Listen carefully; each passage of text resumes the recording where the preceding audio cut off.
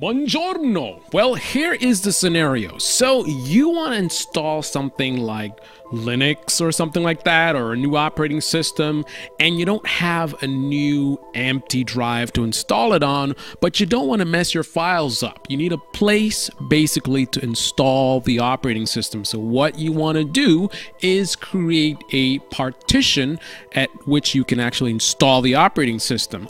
Problem is, how do you do that with an existing drive? So in this case, the target drive is in fact this drive here, disk 1. You can see it's a 440 gigabyte drive, and it's been broken up into two partitions. I'm using the second partition as a page file because this is one of my solid state drives, super fast, so I'm taking advantage of that speed and performance to use it for a page file partially.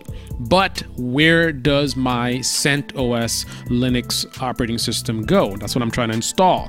I don't have any space. I can't put it here where my files are, and I can't put it there where the page file is. Well, what I can do is I can go right here and I can just say shrink volume, and it queries volume for available shrink space. Please wait, and here we go.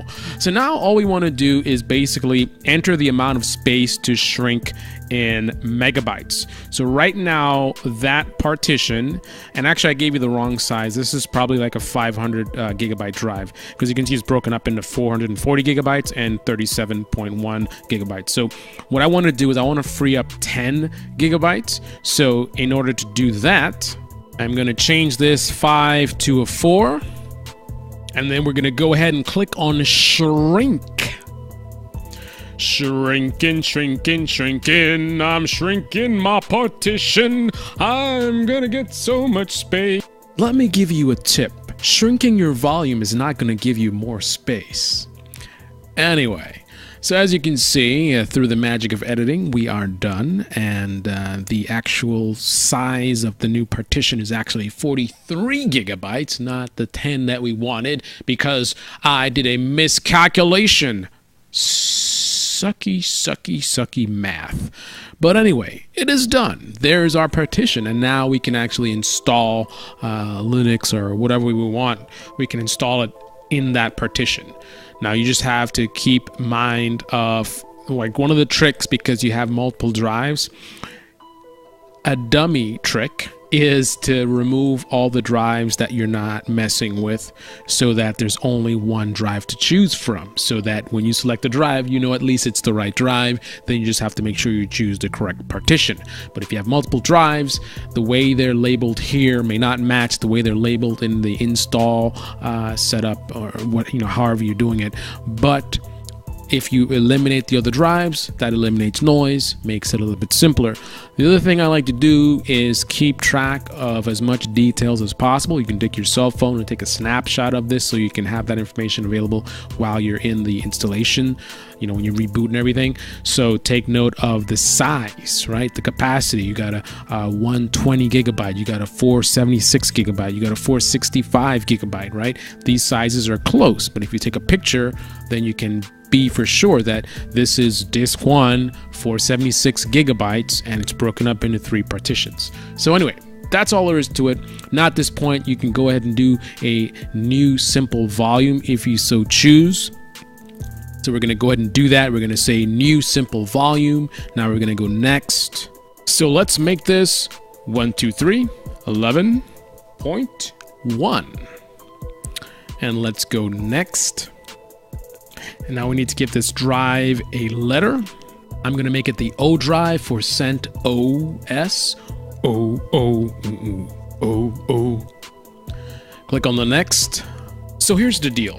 Linux is not going to support NTFS or FAT32. So what we're going to do is not format this in Windows. We're actually going to say do not format this drive, and then we're going to select next and finish. So now we have this drive O, which we can use to install CentOS in. We just have to remember when we reboot the machine that we're looking for this 10.9 gigabyte partition.